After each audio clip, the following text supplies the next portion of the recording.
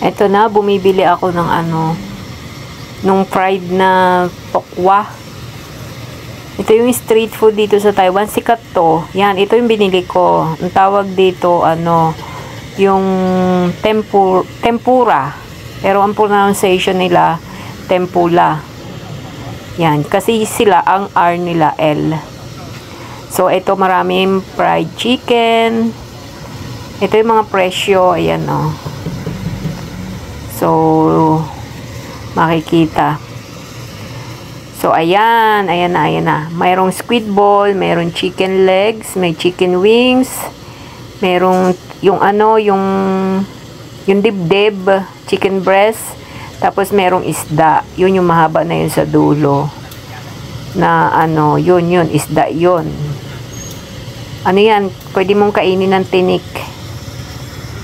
Tapos, yan, ito na yung chicken strips, yung laman. Yan o. Pipili ka diyan, tapos ipipirito nila, titimbangin nila. Ang binili ko, yung tempura. Bali, $60, dalawa. Dalawang, hindi ko alam kung ilang grams yun. Marami na rin, masarap siya. Lalagyan mo ng ano, black pepper powder. Tsaka yung chili powder. Yan. Busog ka na. Tipid. Makakatipid ka. Mahal ang bilihin dito sa Taiwan. Kung ano siya, mahal. Kaya wag mo siyang ikukumpara sa peso. Pag kinumpara mo, manghihinayang ka. Ito yung binili ko, oh. Yan.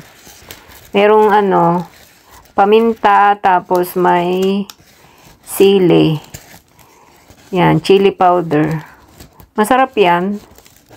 Mabigat sa tiyan. Kasi ano yan eh, tofu.